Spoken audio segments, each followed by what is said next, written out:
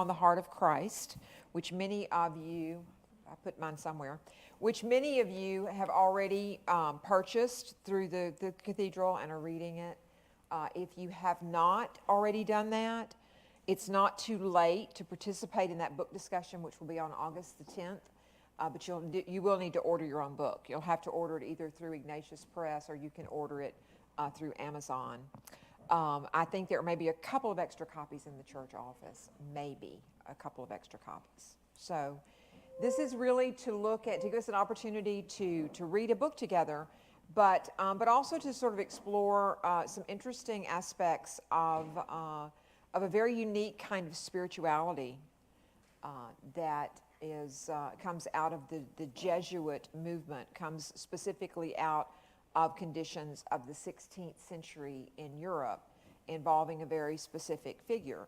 And so what I am tasked with today, Greg LaRue is doing this series with me, and we sort of did this division of labor where I'm tasked with sort of setting the historical context, shocker, setting the context for who St. Ignatius of Loyola is, what are the kind of unique historical conditions that produced him and produced his movement that's been through a very interesting history.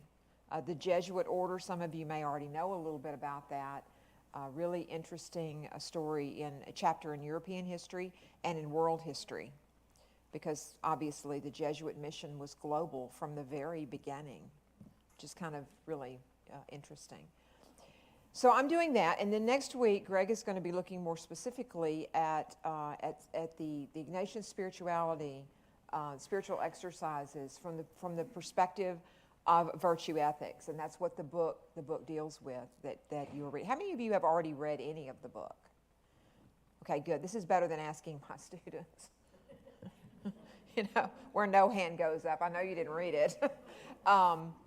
But certainly by August 10th, if you could have worked your way through most of the book, that's when we'll have the book discussion, okay? That'll be more of a discussion where we will facilitate the discussion but not so much talk at you, right? So everybody have those questions that I sent out by a flock note? Right? You do. I sent them to you. And I'll send them again. So today, by taking just kind of a little look at St. Ignatius of Loyola, the individual, the historical figure, obviously founder of the Society of Jesus, better known to us as the Jesuits. Apart from church history, which he is significant, of course, apart from church history, he is a fascinating figure of European history, arguably world history. But if you place him in the secular history of the age in which he lived, is where he really begins to take on, for me at least, the fullness of my understanding of the significance of his contributions. If you see him in the context of his own age, what an incredible life this man had, and what an incredible story he really is. Ignatius of Loyola was born in the late 15th century, 1491, in northern Spain.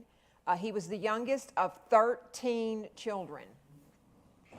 I know.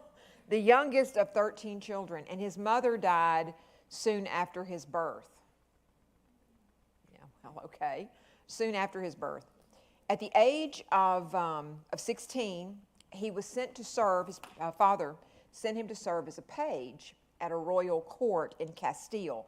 Now, what's helpful to understand about, again, this historical context is that when we think about Spain today, we're talking about a united Spain. Yes? Spain is a united country, united realm, united nation today. But in 1491, when Ignatius of Loyola was born, technically that consolidation had not really been completed. So we still speak of kingdoms, various kingdoms in Spain. For instance, everybody here has heard of Ferdinand and Isabella of Spain, yeah?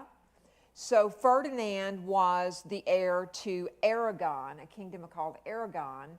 Isabella was the heiress to the kingdom of Castile. Those are the two largest. I'm looking at Alice. Alice is nodding.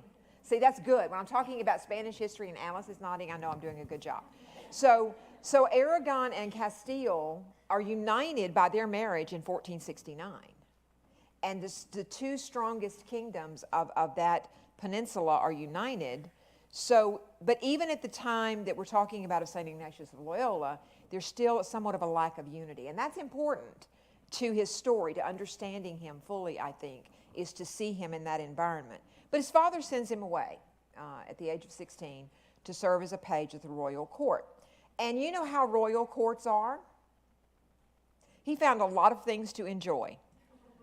There was a lot to interest him at the royal court as a young man. And gambling, women, dueling, kind of like Shreveport in the 1840s, only with more character, I'm sure, to it.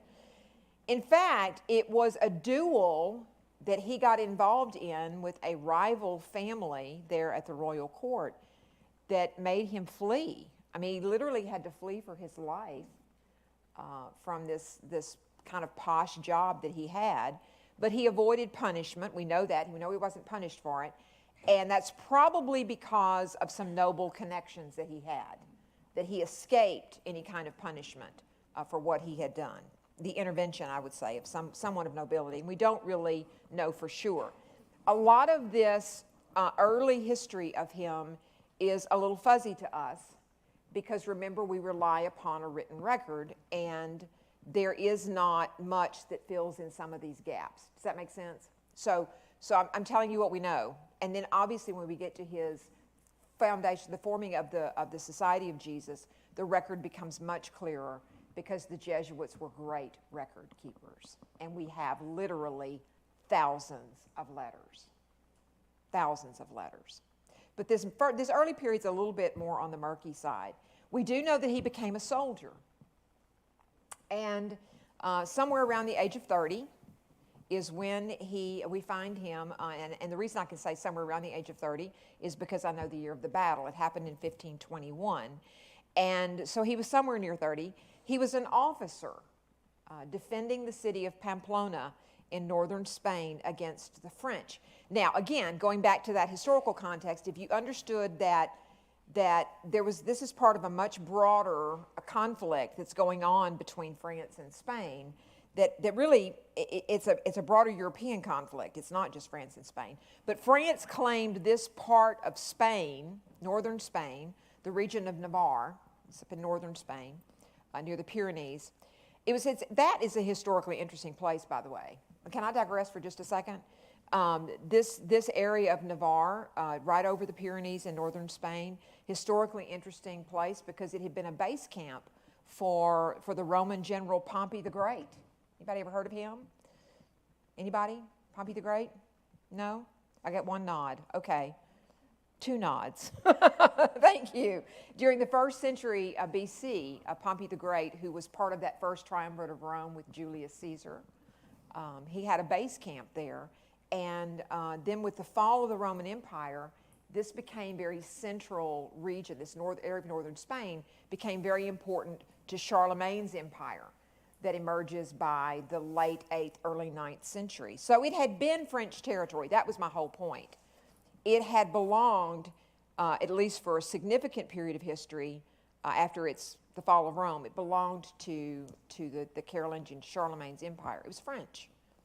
Spain, in this process of unification of the peninsula, began to assert control over that area of northern Spain, and the people of Navarre rebelled. So that's the immediate context for this. Ignatius was wounded in this battle at Pamplona when he was struck by a cannonball between the legs at the level of the thigh, about mid-thigh. Struck by a cannonball, both legs were injured, but one was very badly broken. He had a compound fracture of the femur. Okay, I'm going to say that again. He had a compound fracture of the femur, which should have been what? It should have been a mortal wound. I mean, in the 16th century, for sure, this would have been a mortal wound. So I'm always struck by this. And whenever I teach this particular passage of history to my students, I always make sure, I'm looking around the medical doctors in the room here. I know John Cachero's back there. The fact that he survived this wound for a week is fascinating in itself. I'd say it's a minor miracle. The fact that he survived the way they attempted to correct it is the bigger miracle, maybe. It should have been a mortal wound, but God clearly had other plans for this man. He had fought so bravely in battle that it got the attention, really against impossible odds. It got the attention. The Spanish were severely outnumbered in this particular battle, and the French, who were so impressed with his skill and bravery, took him in and actually took him home to the castle of Loyola, where he recuperated under the care of French physicians. And it's a pretty gruesome story. Has everybody already eaten their breakfast?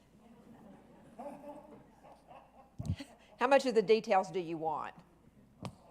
All of them, I know, right? It's a pretty gruesome story. His leg was set, the one with the compound fracture was set, but it didn't heal. So it was necessary to break it again and reset it. Okay, this is the first part of it. Let's do this in phases. The leg is set. It doesn't heal, so the doctors decide to re-break the leg and reset it, of course, without benefit of anesthesia. Well, Ignatius grew very ill, right? Very, very sick, and was finally told by the doctors after some days of being sort of in a delirium, fever, probably from infection, was told that he should prepare for death.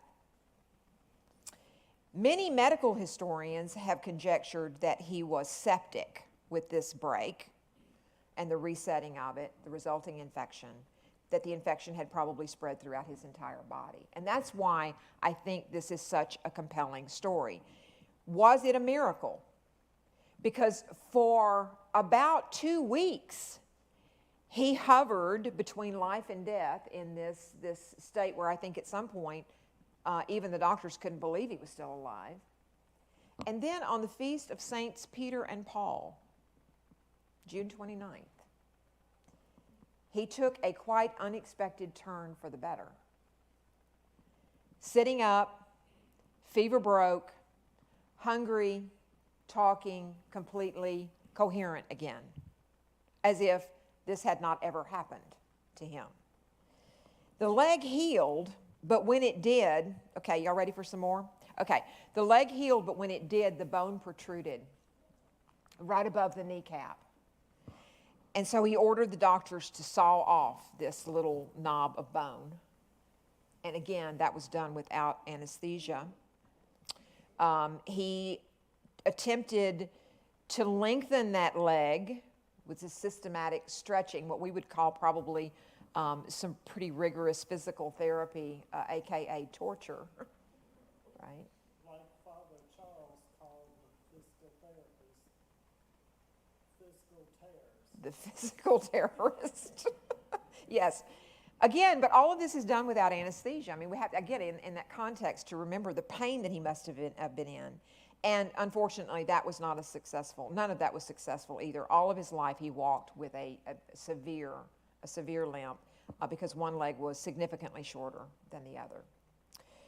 While recuperating, though, he had absolutely nothing to read. He asked for reading materials, had nothing to read, and the only thing that was available to him was a book of the lives of the saints. So, I guess probably out of desperation and boredom, he undertook this reading of the book of the lives of the saints. And this is the experience that we can sort of mark as the beginning of his conversion, a very dramatic conversion. It was also the beginning of spiritual discernment for him, which is going to be important.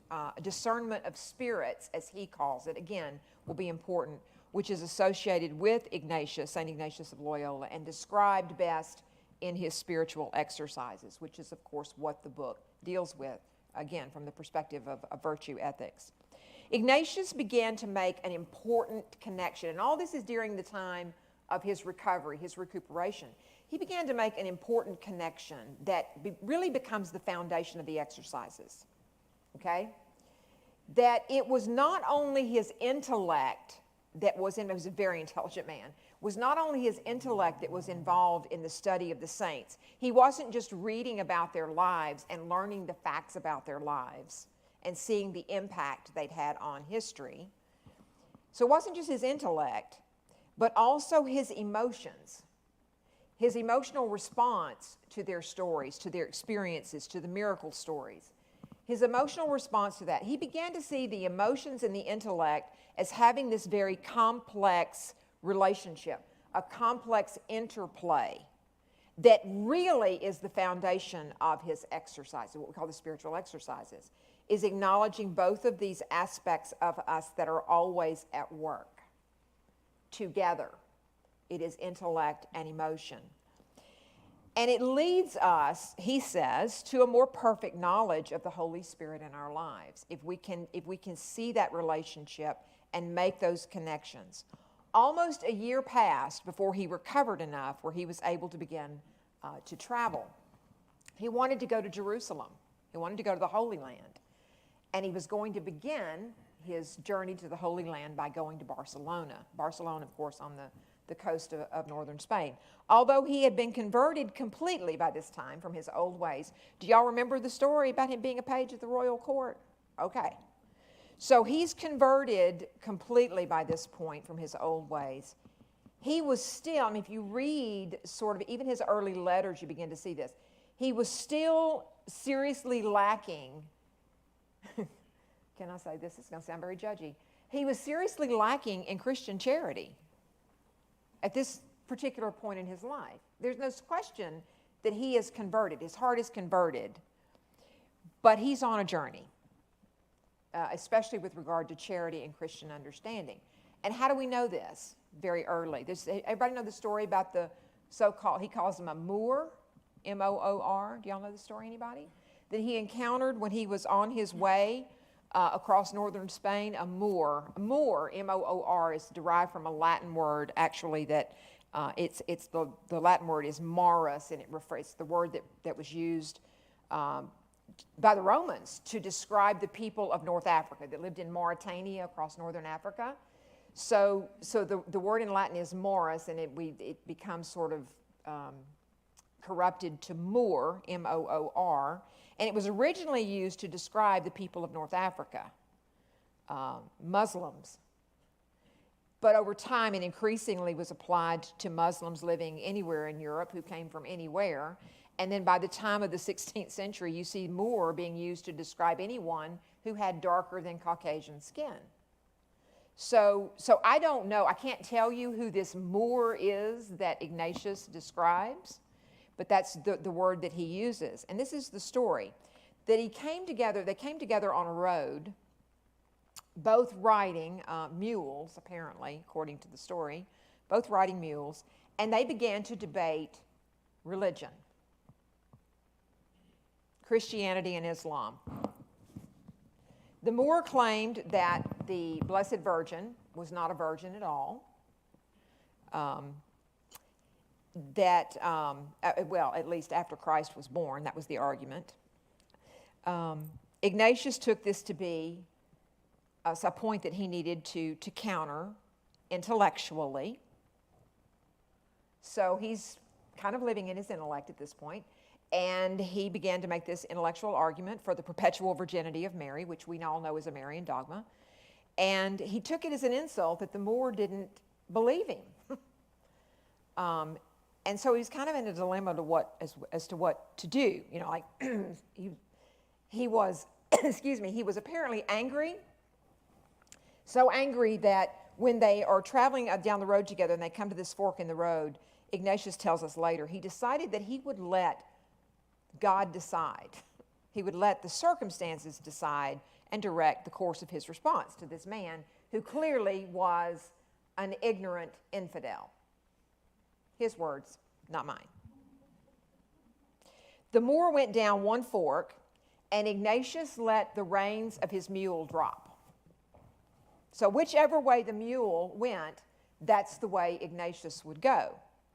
If his mule followed the Moor, he decided he was going to kill him. If the mule took the other fork, he would let the Moor live. It's one of the most famous stories about Ignatius.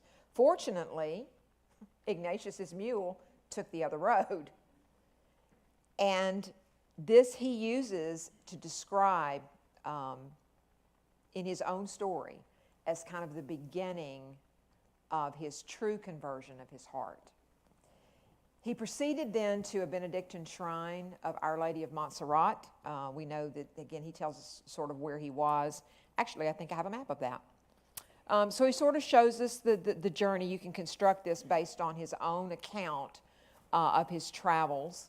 And he left his, he went into the Benedictine shrine of Our Lady of Montserrat and left his sword at the altar, very symbolically for him, leaving his sword at the altar. Spent all night, did an all-night vigil there in Montserrat. Left his knife also at the altar. And he went outside, he says, and gave away all of his clothes, gave away everything fine, all the finery that he had from his days at the royal court, gave all of that away, dressed himself in very simple tunic and sandals and a staff. He picked up a staff and laid down the sword, as he says. He continued on toward Barcelona, but stopped at a town called Manresa. Now, I know that we in Louisiana say Manresa. Yeah? It's Manresa in Catalan Spanish. But am I right, Alice? Manresa? Manresa? Yeah. He stayed in a cave outside of this town, intending to linger only a few days, but he remained there for almost a year. And during that year, he spent hours each day in prayer and also worked among the dying. What we would call a hospice today. He would go and seek out the people who were dying. And it was in that year that the ideas for what are now known as his spiritual exercises began to fully take form, to fully take shape. He had a vision that he reported here in Manresa, which is regarded, I think, even secular historians would say, that this vision that he reported was the single most significant event of his life. The vision was more of an enlightenment, as he says, that he learned more on that one occasion than he did the entire rest of his life. He never revealed what that vision specifically was, but it was a direct encounter with God. He doesn't describe the circumstance, he doesn't describe the specifics of that. He doesn't tell us how God appeared to him, only that it was a direct encounter face to face with God, is how he described it. And actually, the lack of his description probably lends more credibility to this vision. He claims it was the single most significant thing that ever happened, because he said he left this encounter with God and he began to see everything around him, all of creation, the whole created order that he was in. He began to see it in a brand new way. All of it took on new meaning, new relevance. All of it was connected, he said, in a way he'd never seen before. Connected. God is in all things.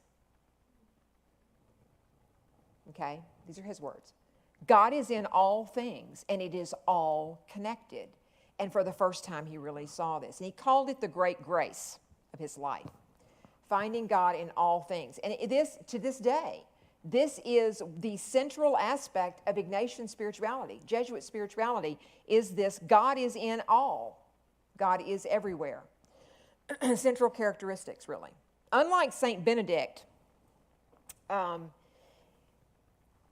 Ignatius himself never wrote a rule that the Jesuits, that there should be, for instance, there is a rule, but not that there would be fixed times, for instance, for prayer, which was kind of a radical thought. When you think about the nature of monastic life, the nature of ordered life of the late Middle Ages, early modern period, this was very radical to not have a rule that specified that there were fixed times of the day for prayer.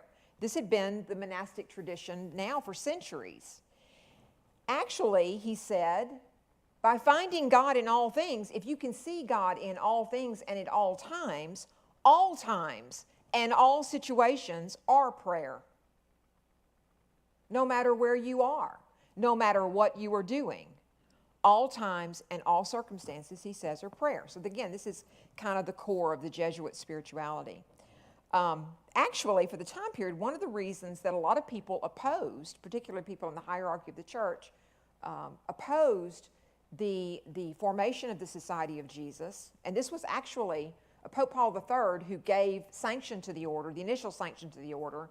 He limited their number because he was a little bit concerned about this kind of radical nature. He wasn't sure, so he limited their number to 40 initially. There could be no more than 40 to give it a trial. But a lot of people opposed the formation of the Society of Jesus was that he proposed doing away with the chant of the divine office and the order of the day that had been the rule for centuries. He didn't think, very radically again, he didn't think that the structure, let's go back and look at him. He didn't think that the structure was useful to a spirituality that he saw had to be flexible.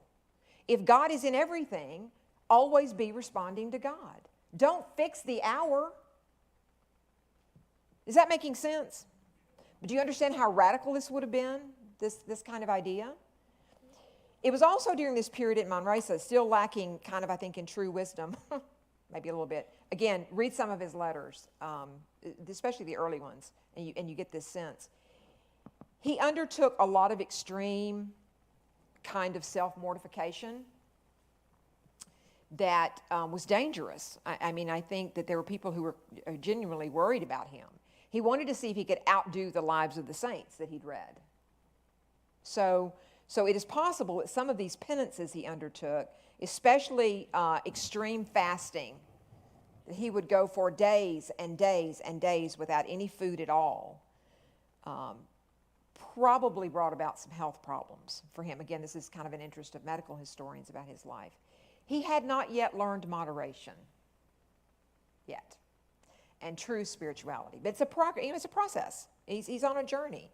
And this is probably why the congregation that he later founded and today does not have any prescribed penances as other orders had, because looking to their leader and his extreme sort of a view on this and seeing the impact of that probably affected that particular part of the order.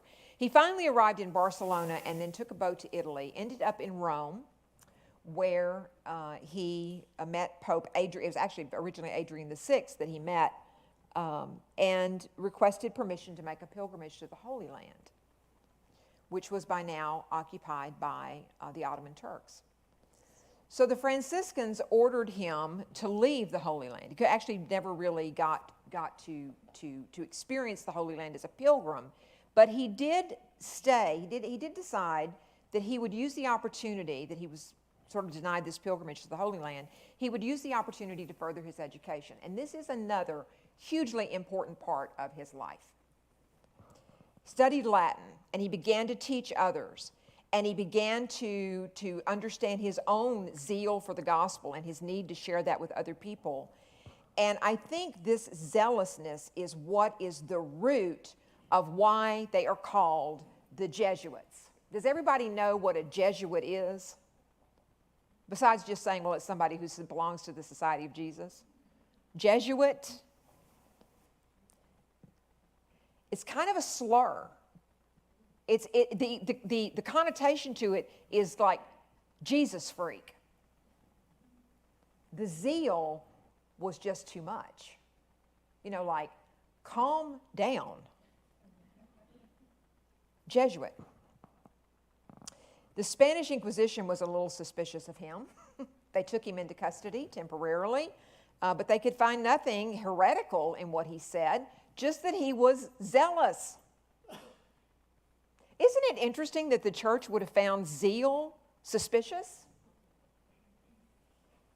Okay, so again, if we had more time, that's something else. A whole thing we could explore is why this context of the 16th century in the church would find this kind of zeal suspicious.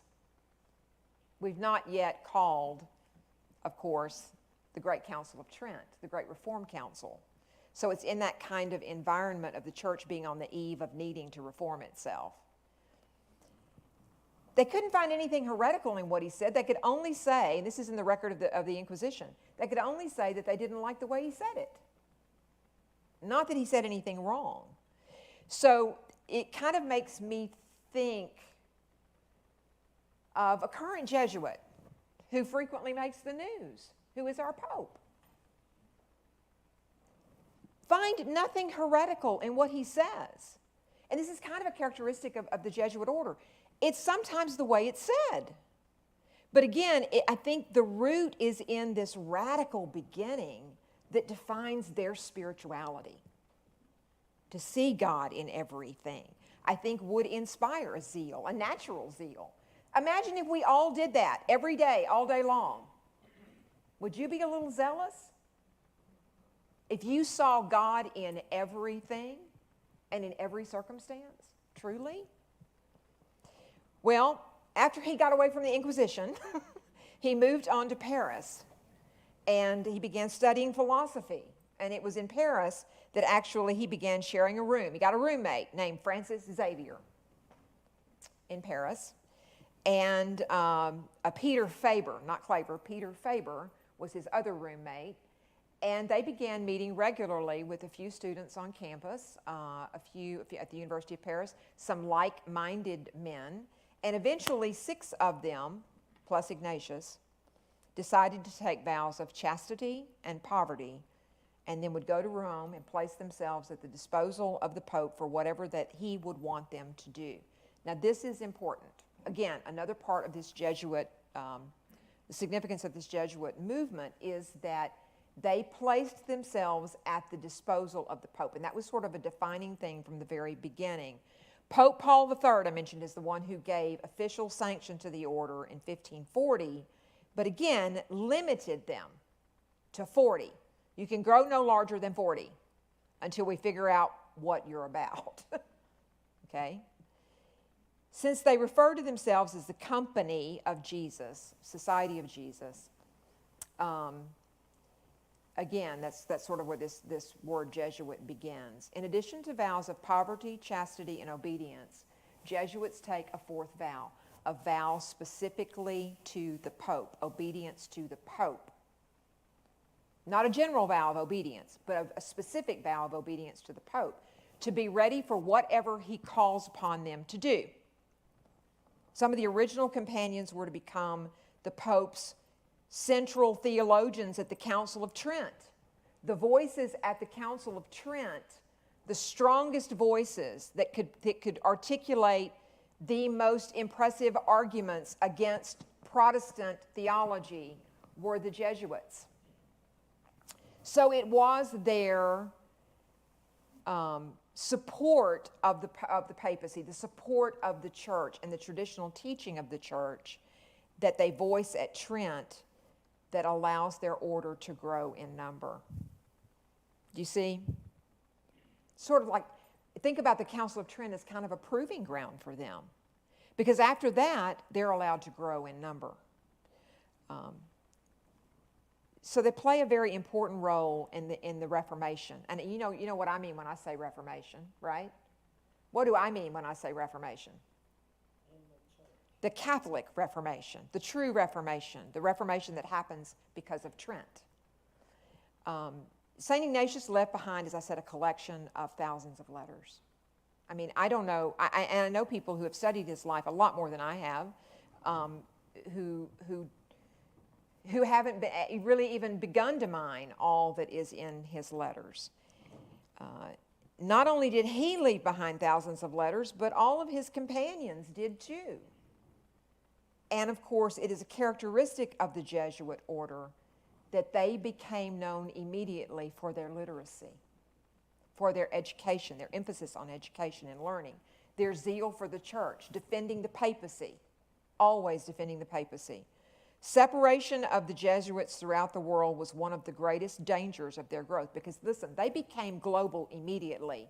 By the time St. Ignatius of Loyola died, they were already on 4 continents. And as missionaries, so the greatest danger of being separated, the unity of the society was important, so they corresponded a lot. And fortunately for us, a lot of those have survived. He wrote not only to all the houses of the order, but he also required all the various superiors. As the order was growing, he required them to write to Rome regularly, keeping the church informed of what was happening around the world. And this is a tradition that continued. So their very beginning was rooted in a very different kind of purview. Does that kind of make sense? You can't separate the story of St. Ignatius of Loyola and the order that he founded from the general European conditions. I mean, it's in this environment of corruption in the church that necessitates the calling of the Council of Trent, that is also a response to Protestantism that is spreading. So what do Jesuits do in response? They spread around the world to take the message of the gospel and their unique spirituality. There was and you find this if you read just some general histories actually of Ignatius. There was a bishop, one in particular, who had a great animosity to the order. I think some historians have even tried to credit him with the Jesuit tag, but he had a great animosity and he refused to have any Jesuits in his diocese. He excommunicated anyone who made the spiritual exercises or made reference to them. He was known as Bishop Silicio by the Jesuits. That is the hair shirt bishop. Okay, there's lots to unpack there, but we would save that for another time. There's a little bit of a lack of charity going on both sides here. The hair shirt bishop. Ignatius told the Jesuits who were worried about it, he just sort of tells them, chill out, relax. Don't worry about the hair shirt bishop. He says, quote, Bishop Silicio is an old man. The society is young. We will wait. We will wait. So perhaps the work of the Society of Jesus, begun by Ignatius, is best known in education and to fulfill the motto of the order, ad majorem Deum gloriam, or to the greater glory of God, which actually are the letters above where? Where do you see those? And you're right. Walk outside the front doors of the cathedral and look up.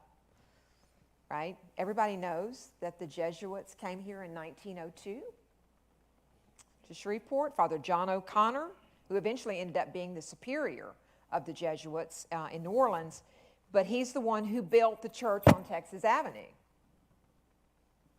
The Jesuits arrived in Shreveport. We have that beautiful diary of his that begins with the words, by God's grace, today the Society of Jesus begins its work in Shreveport. So there's a long legacy of that tradition, over a century of that tradition here. And I know Walter was saying the other day that we wish we still had some Jesuits, right? Because they were such an important part of the Catholic culture of this area and this particular now cathedral church and the schools. St. John's, the original St. John's College, again, was Jesuit, constructed on Texas Avenue as well. The more universal the good, and I'm going to quote him here. He says, quote, the more universal the good is, the more it is divine. Therefore, preference ought to be given to those persons and places which through their own improvement become a cause which can spread the goal accomplished to many others who are under our influence or take guidance. So, as I said, the order very, very quickly began to spread. It is probably true that I think if you ask a secular historian, the image that many secular historians would have is that of a soldier. They'll tell you all about his military exploits, all about the reference I made to the battle between France and Spain as part of this broader European conflict, that he would be somehow portrayed as being very stern, perhaps iron-willed, maybe is one way I've seen him described, not showing very much emotion. He doesn't really come across as a particularly warm or fuzzy personality. But he seems to have had a unique spiritual gift, a very unique spiritual gift that we don't hear too much about these days anymore. I'm looking at one person. The gift of holy tears. I was looking at Tamara. Tamara has the gift of holy tears. I'm convinced she does, yeah. I'm sorry, because this is actually being recorded. It's a spiritual gift that we don't hear very much about anymore. But if you read a lot of the medieval mystics, there's much about it, that there is this overwhelming flood of the Holy Spirit that has to be expressed physically that comes out as tears. And he seems to have had that. He cried so much celebrating Mass that he often couldn't continue without long pauses. It's interestingly, too, that when you consider, I use the word mystic, when you consider some of the saints as mystics, for instance, one of my Lenten disciplines was to read, I read a Civias by St. Hildegard of Bingen, worked my way through that over Lent, and it's great, like 11th century mystic. And if you read some of them, you think about some of them, you don't tend to think of St. Ignatius of Loyola as a mystic. Nobody really, I think, would have that characterization of him. Yet he had many visions, and he had many mystical experiences, and he had this gift of holy tears. His holiness did not consist of his visions, but the kind of the lasting impact it has on the order. So,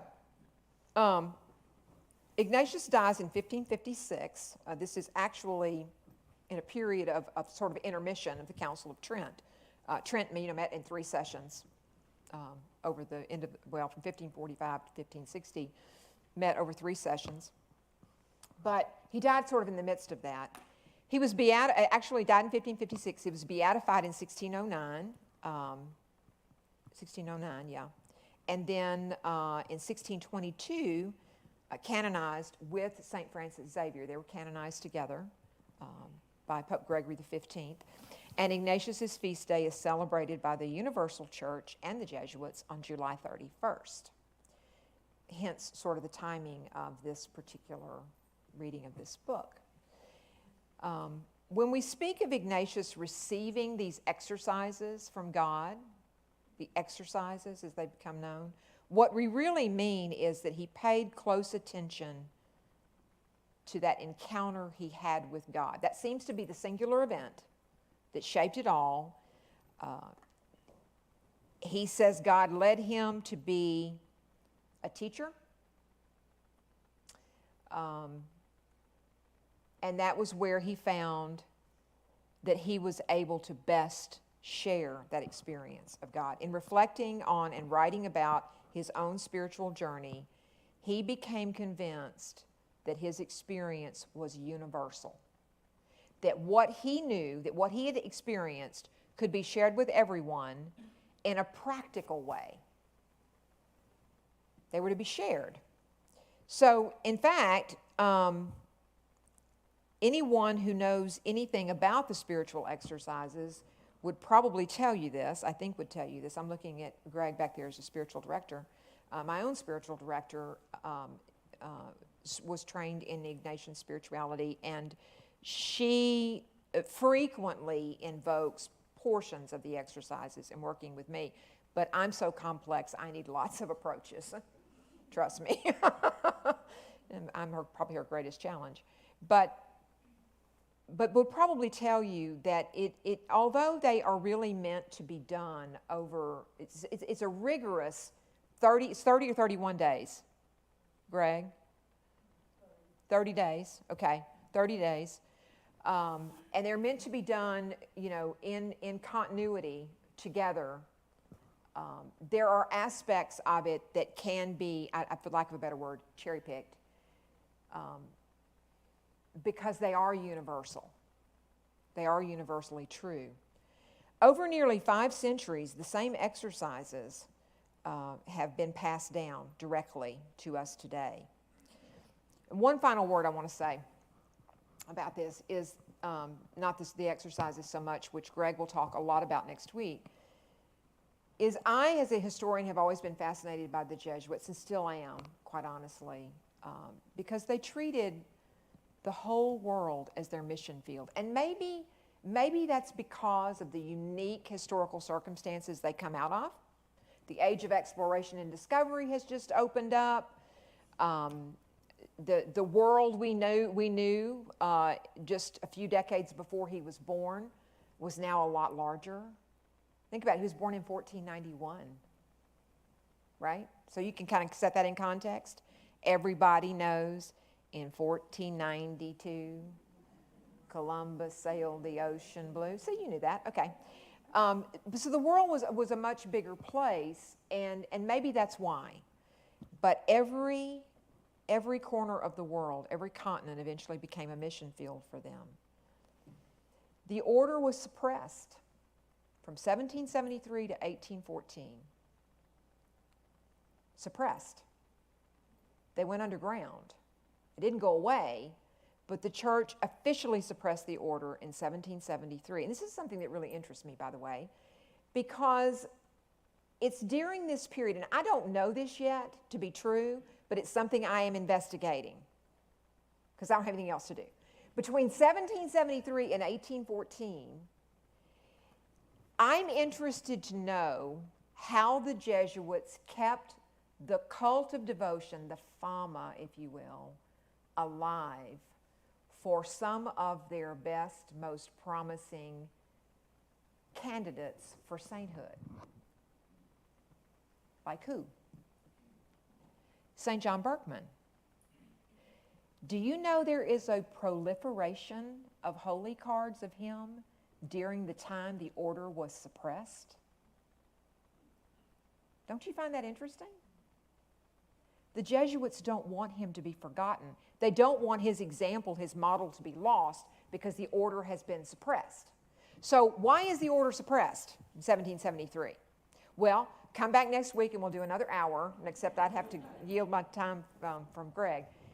The nutshell, to boil that down, the order was suppressed. It was Pope Clement XIV suppressed the order in 1773 under some significant political pressure from, for instance, heads of state in Europe.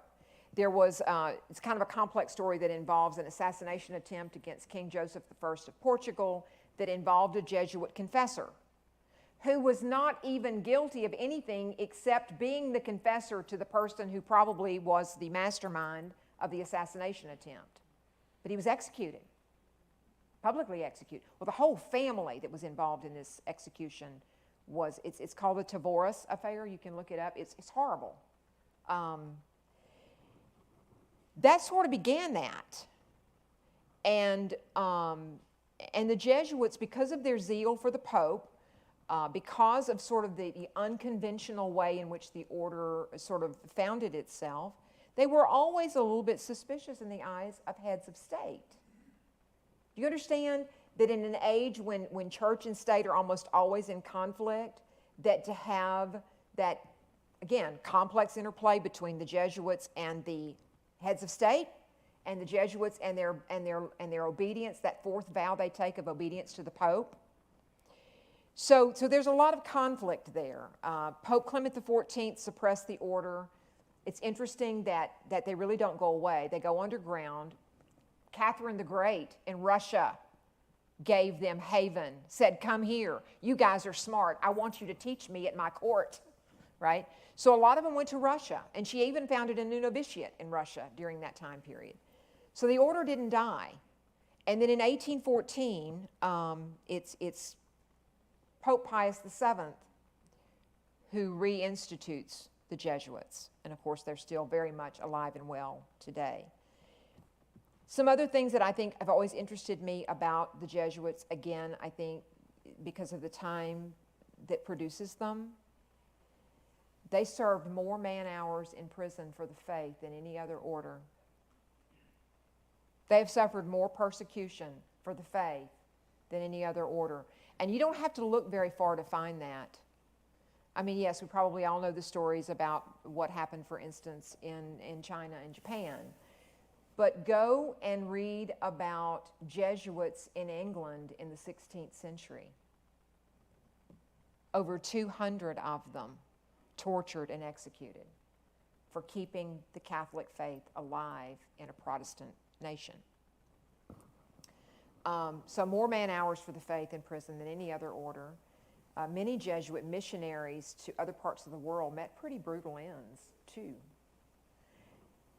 They also, though, produced hundreds of scientists and explorers. Some of the greatest minds of that early modern period are Jesuits. But they are best known for their spirituality, which focuses on this, again, this complex interplay of our emotions and our intellect. And I think that's what Greg is going to be picking up with next week. I'm looking at Greg, is that correct? Talking about that next week? Is there anything you want to add, Greg, before I take any questions? Or If you want to know more about St. Ignatius, there's a book called A Pilgrim's yes. It's by Joseph Tylindo. He's a Jesuit. I see that Martha's here. She's actually getting ready to graduate and become a spiritual director in August. Wonderful. We also have Marie here, who's also a spiritual director. And we've all three have read that book. It'll give you a lot of insight, a little more than what Dr. Cheryl said. You can go to Amazon, you can go to Jesuit, go to Lionel Press, you can get it. It's only about 211 pages. It's an easy read.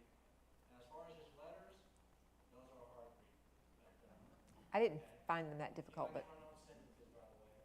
He writes very Oh, well, yeah, that's the age, though. They just want to make sure that they get all the words in. Yeah. A Pilgrim's Journey.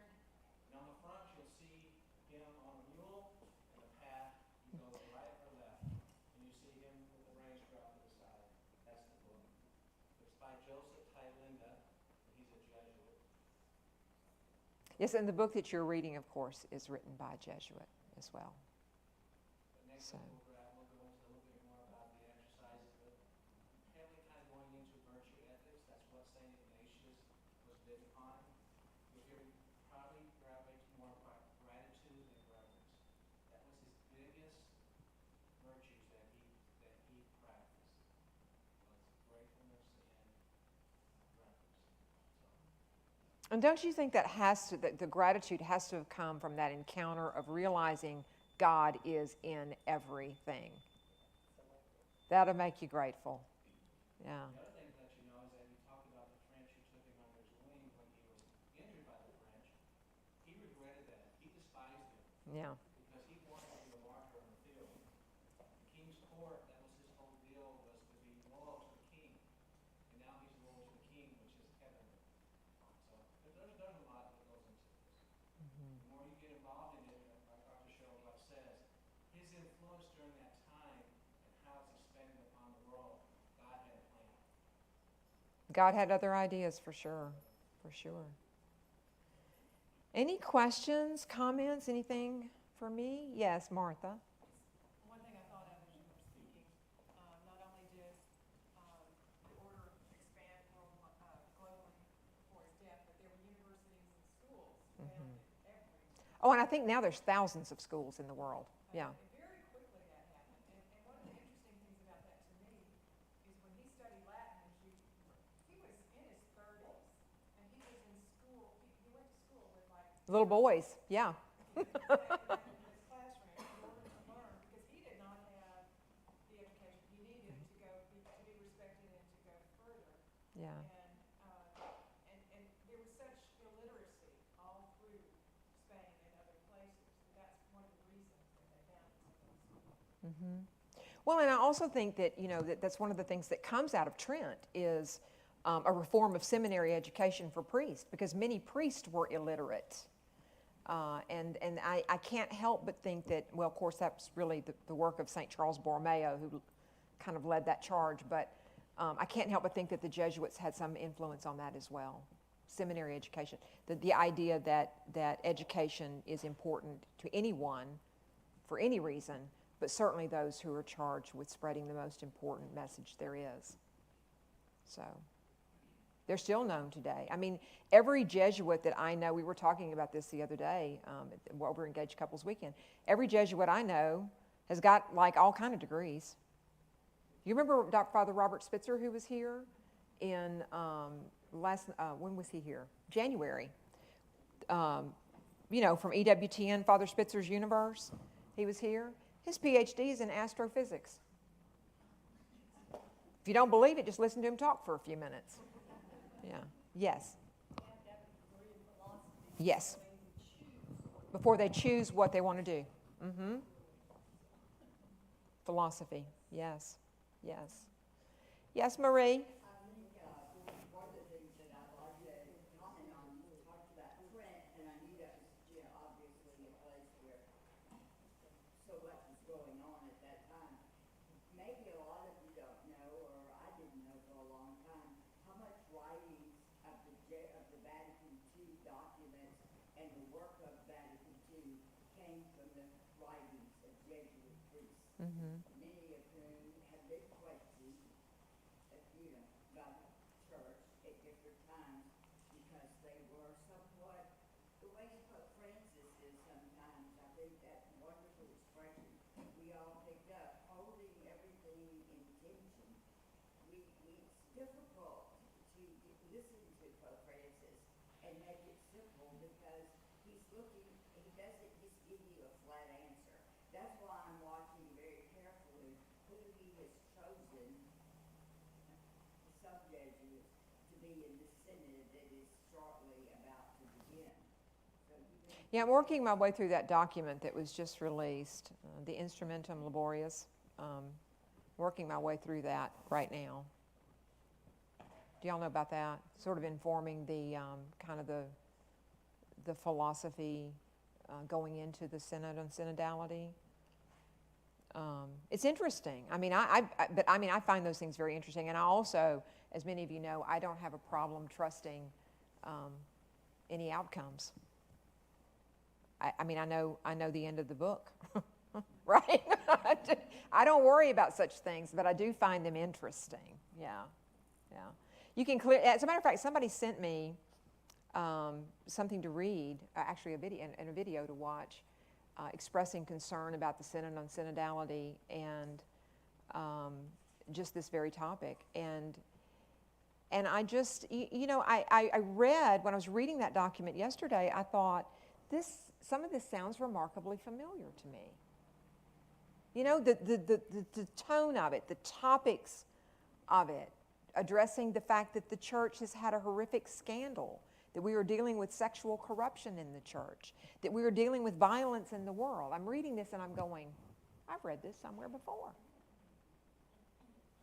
Yeah, it's in Pope Paul III's opening bull for the Council of Trent. It's almost the same thing. The church is universally across time dealing with the same issues, right?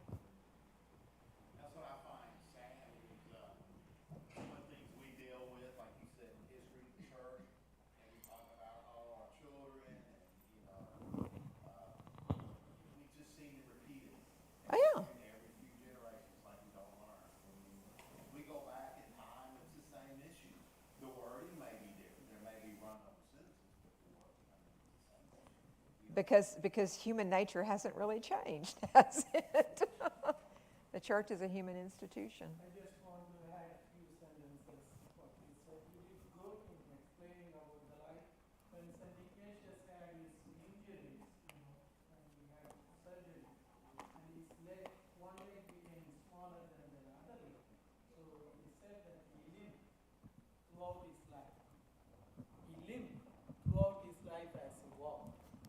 Yes, yes, he Yeah, did.